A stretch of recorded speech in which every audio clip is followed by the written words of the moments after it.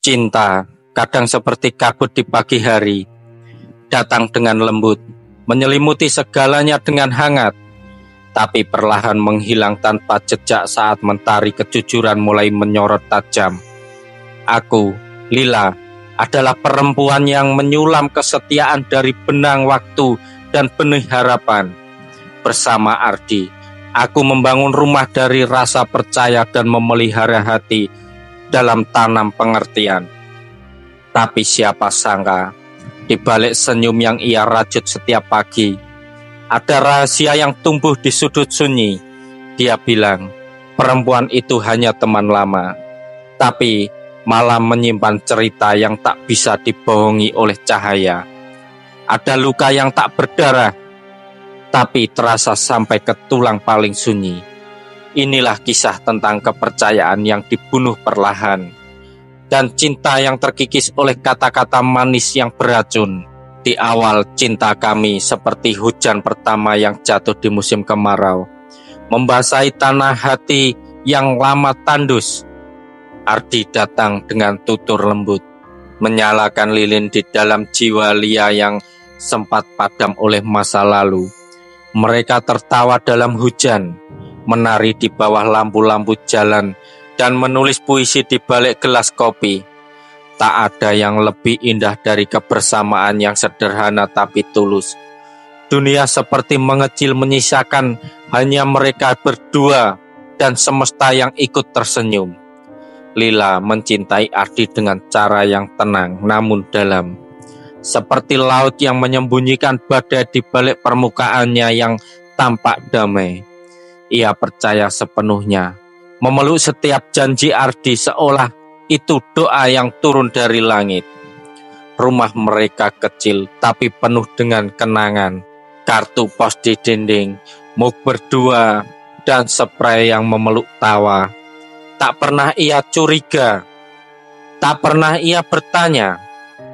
Karena bagi Lila, cinta adalah percaya tanpa syarat, dan setia adalah keputusan yang tak butuh alasan. Ardi dan tutur katanya yang menenangkan selalu membuat Lila merasa aman, bahkan saat dunia terguncang.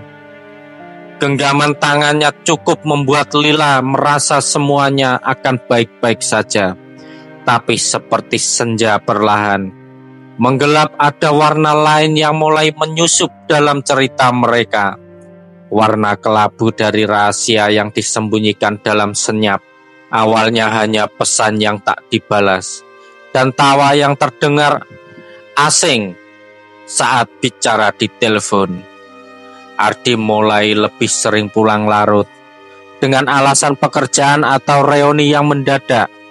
Lila masih setia percaya, memeluk kata-kata Ardi seperti angin yang membawa bau hujan. Tapi hatinya mulai gelisah, seperti lilin yang tahu apinya akan padam. Ia mulai merasa seperti tamu di rumahnya sendiri, seperti bayangan yang hanya hadir saat terang menyapa. Di suatu malam yang sunyi, Lila memeluk bantalnya erat-erat, mencoba melawan suara-suara dalam kepalanya.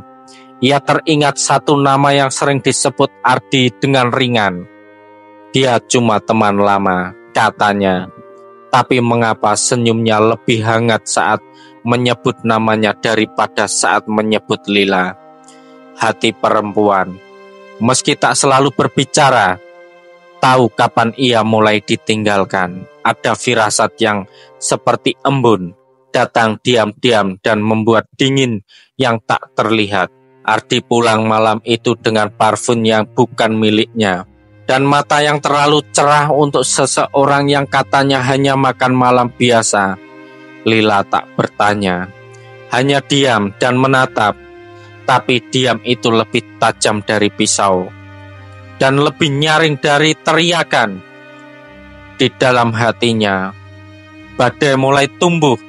Ia tahu kata-kata Ardi mulai menjadi selimut untuk menutupi kebenaran. Aku cuma ketemu teman lama. Gak ada apa-apa, beneran. Kata-kata itu keluar dari mulut Ardi, seperti gula yang meleleh di mulut ular. Lila menatapnya dalam diam, seperti laut menatap kapal yang hendak berlayar jauh. Ia ingin percaya, sungguh ingin, tapi setiap huruf yang keluar dari bibir Ardi terasa seperti duri di dada. Teman lama, tapi mengapa ada foto mereka berdua di hotel, terekam di layar ponsel yang lupa terkunci? Ardi tertawa gugup, mengatakan itu hanya kebetulan, dia lelah, jadi nginap sebentar. Aku cuma menemani karena udah larut. Tapi hati Lila bukan buku kosong yang bisa ditulis ulang sesuka hati. Ia tahu, tubuh bisa berbohong, tapi mata tidak. Dan mata Ardi saat itu penuh dengan debu kebohongan yang bahkan tak mampu ia sapu bersih dengan air mata. Dunia runtuh tanpa gempa, hanya seolah satu kata yang salah, teman. Lila menangis malam itu karena Ardi menginap bersama perempuan itu. Tapi karena ia masih ingin percaya, ia menangis karena cinta yang dipupuk dengan kepercayaan kini tumbuh menjadi duri yang menusuknya sendiri. Ia memeluk dirinya seperti mencoba mengembalikan serpian hatinya yang pecah menjadi utuh kembali. Tapi tak semua yang patah bisa disatukan, tak semua yang hilang bisa kembali. Waktu berjalan seperti kereta tak mau berhenti, dan Lila akhirnya memutuskan untuk turun di stasiun yang bernama Kejujuran. Ia tidak bisa terus hidup dengan cerita yang dibentuk dari potongan-potongan dusta. Ardi mencoba merayu, menyusun kata-kata manis yang dulu membuat Lila jatuh cinta.